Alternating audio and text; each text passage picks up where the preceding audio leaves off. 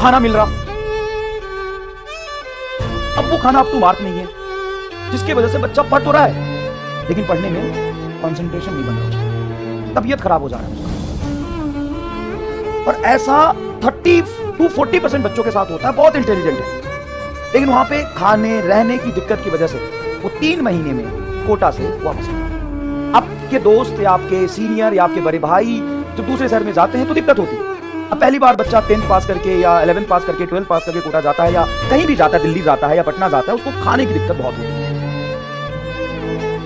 और अच्छा बच्चा पढ़ाई नहीं कर पाता।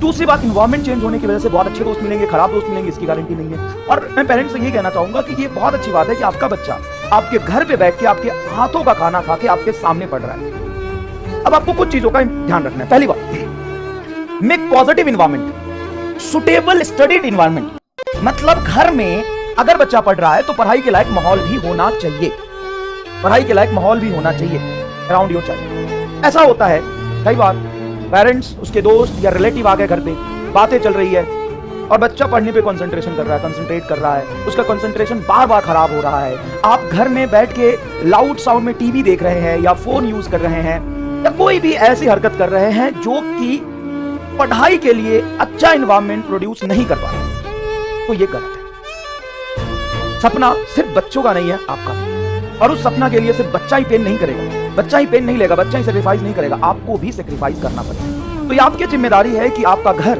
पढ़ाई के लिए अच्छा एनवायरनमेंट पैदा कर रहा हो और पॉजिटिविटी बना के रखिए। ऐसी बात नहीं कि निगेटिव बातें चल रही है कि ऐसा होता है, सिलेक्शन नहीं होता है, वहां ये हो जाता है, बहुत ये है, बहुत है। अपने बच्चे को हमेशा मोटिवेट करिए। दूसरी बात, stop your TV subscription.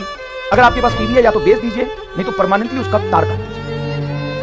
Newspaper आपके घर में आता है, बंद करना। Excess relative gathering for a year, 3 चीजों को आप अपने घर में बंद करिए। अगर आपके घर में टीवी है, आप टीवी देखने के बहुत शौकीन है, तो आप अपने बच्चे के लिए 1 साल टीवी नहीं देखेंगे तो आपके जीवन में बहुत ज्यादा परिवर्तन नहीं आएगा, लेकिन बच्चे का लाइफ बदल सकता है। क्योंकि तो आप अपने घर में टीवी या तो बेच दीजिए कबाड़ी वाले को, बच्चे के सिलेक्शन के बाद नया लीजिएगा। ये करते हैं। टीवी है ही नहीं तो बहुत अच्छी बात है, टीवी नहीं है तो एंटरटेनमेंट के बहुत सारे सोर्स होते हैं, उन सबको बंद कर दीजिए। अच्छा, आप मजे लेंगे और बच्चा उधर पढ़ रहा है तो बच्चे का मन नहीं करेगा मजे लेने का। जब बातें कर रहे हो, पेरेंट्स को भी मैं कहूंगा कि फिजिक्स वाला ऐप यूज करें। तो पेरेंट्स क्या ऐप यूज करेंगे, बहुत इजी है। आप ऐप पे जाइए, बच्चे का जो बैच है उसमें से डाउनलोड करिए lecture schedule, lecture duration, test schedule, और देखिए कि बच्चे का क्लास इतने बजे से था, वो पढ़ रहा है कि नहीं पढ़ रहा। बच्चा टेस्ट इतनी तारीख को होने वाला है तो उसे बात करिए, उसको मोटिवेट करिए कि टेस्ट की तैयारी तुम्हारी कैसी चल रही है। लेक्चर शेड्यूल आपके पास होना चाहिए, वो कब से कब तक बैठ के पढ़ रहा है, और जब वो पढ़ रहा है तो आप भी बैठ के अच्छी किताब मंगा के बैठ पढ़िए ना उसके साथ। मजा आएगा बच्चे को पढ़ने में और मोटिवेशन मिलेगा कि मेरे पिताजी इतने एज हो गए और वो भी हमारे साथ 4 घंटे शाम को बैठ के पढ़ते हैं, भले ही आप कोई अच्छी किताब मंगा के पढ़िए, मजा आएगा। Help your children making time table and systematic study. अब अपने बच्चे को टाइम टेबल बनाने में मदद करिए, उसकी सिस्टमैटिक स्टडी, उस बात का ध्यान रखिए। और अच्छा टाइम टेबल ना टीचर्स के साथ कोऑर्डिनेट करके बनाता है। अरे टीचर तो आएगा पढ़ा के चला जाएगा, रहना कहाँ है घर में, किसके साथ रहना है, पेरेंट्स के साथ रहना है, तो उनके साथ तुम्हारा टाइम टेबल सिंक्रोनाइज होना चाहिए और तुम्हारे पेरेंट्स को तुम्हारा टाइम टेबल पता होना चाहिए। ऐसा नहीं कि तुम्हारा भी सिर्फ बच्चा ही आइसोलेट नहीं होना चाहिए, आप भी थोड़ा सा आइसोलेट होइए। और ध्यान रखिए कि बच्चे का जो टाइम टेबल है वो आपको पता हो। बच्चे का टाइम टेबल सुबह 4 बजे उठने का है तो बच्चा उठेगा, आप भी उठिए बच्चे के साथ, आप भी अपने शेड्यूल में थोड़े से चेंजेस लाइए। आप 4 बजे उठिए, बच्चे के साथ 10 मिनट वॉक पे जाइए, उसको भी कंपनी मिलेगा तभी तो उठेगा। आप सो रहे हैं और बच्चे को लात मार रहे कि तू 4 बजे नहीं उठता है पढ़ने, तो नहीं होता। आपके बच्चे बहुत स्मार्ट है साहब, वो नहीं उठेंगे। आपकी मम्मी, आपकी माताजी, आपके बड़े भाई सुन रहे हैं तो आपको साथ में उठना पड़ेगा। आपको 10 मिनट बच्चे के साथ बात करना पड़ेगा सुबह उठा के। अब उसको गरिया रहे दिन भर, लेथार्जिक है, आलसी है, डैश है, उठता नहीं है, बकलोल है, और खुद सुबह उठ रहा है 8 बजे ना। आप कहेंगे कि हमने अपने समय पे लिया। समय बदल गया है, समय बहुत बदल गया है। सारी गलतियों का या सारी कमी का क्रेडिट आप बच्चे को नहीं दे सकते, दोस्त बच्चे को आप नहीं दे सकते। समझ में आ रहा है कि नहीं आ रहा? आप कह रहे बच्चा नहीं पढ़ रहा, सुबह नहीं उठता है, आप कितने दिन उसके साथ उठे? आप उठिए, 10 मिनट उसके साथ बात करिए, तभी तो सुबह उसका उठने का रूटीन बनेगा। उसका रूटीन बना के दीजिए और रूटीन फॉलो कराने की जिम्मेदारी आपकी। आप घर पे बैठे हैं ना, आपको पता होना चाहिए बच्चे कितनी देर पढ़ रहा है, बच्चा कितनी देर नहीं पढ़ाई कर रहा है, आपको पता होना चाहिए इसके खाने का टाइम क्या है, आपको पता होना चाहिए इसके उठने का टाइम।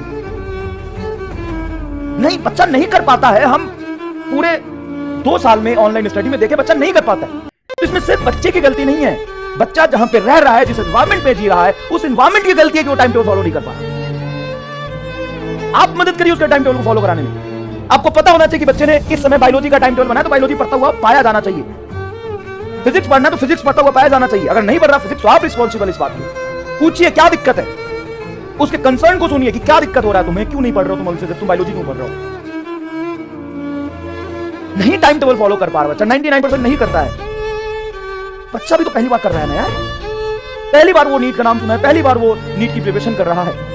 कैसे कर पाए, कैसे कर पाए। आप उसका सपोर्ट नहीं करेंगे तभी तो बाहर जाएगा, किसी और को ढूंढेगा सपोर्ट के लिए, और जिसको ढूंढेगा वो उसको सही गाइड करेगा।